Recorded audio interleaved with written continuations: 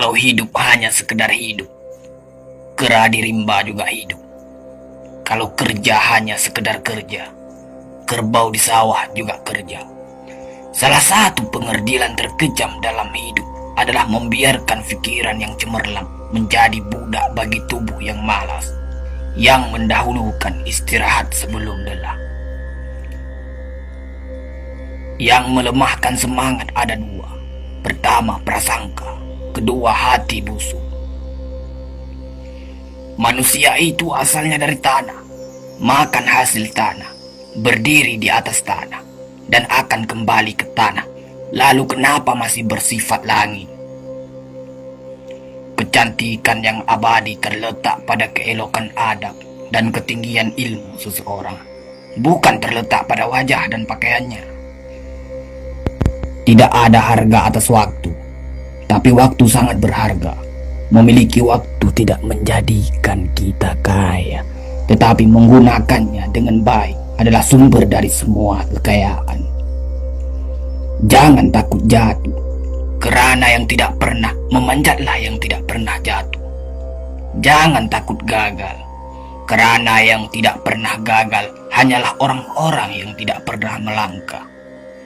Jangan takut salah, kerana dengan kesalahan yang pertama, kita dapat menambah pengetahuan untuk mencari jalan yang benar pada langkah yang kedua.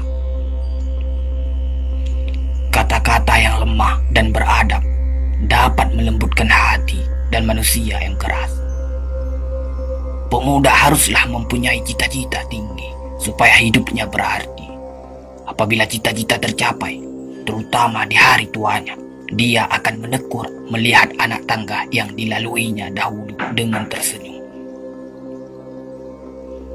Iman tanpa ilmu bagaikan lentera di tangan pai, namun ilmu tanpa iman bagaikan lentera di tangan pencuri.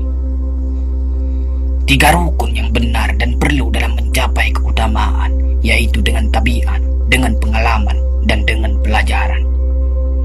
Tidak ada karib atau kerabat yang lebih setia daripada seorang teman yang menyokong dan membantu membesarkan hati, memberanikan kita di dalam menempuh suatu perbuatan baik. Jangan pernah merobohkan pagar tanpa mengetahui mengapa didirikan. Jangan pernah mengabaikan tuntunan kebaikan tanpa mengetahui keburukan yang kemudian Anda dapat. Jika ingin melihat orang Islam, maka lihatlah ketika hari raya Idul Fitri. Itulah orang Islam. Tetapi jika mau melihat orang beriman, maka datanglah ke masjid ketika sholat subuh. Biarkan kemudi patah, biarkan layar robek. Itu lebih mulia daripada membalik haluan pulang. Air mata berasa asin, itu karenanya air mata adalah garam kehidupan. Semakin banyak ilmu, semakin lapang hidup. Semakin kurang ilmu, semakin sempit hidup.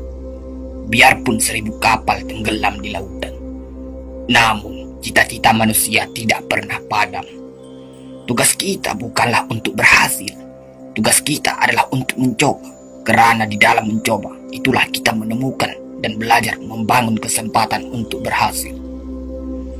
Jika gairah telah hilang dari hati, gantinya hanya satu, yaitu kain kafan 3 lapis.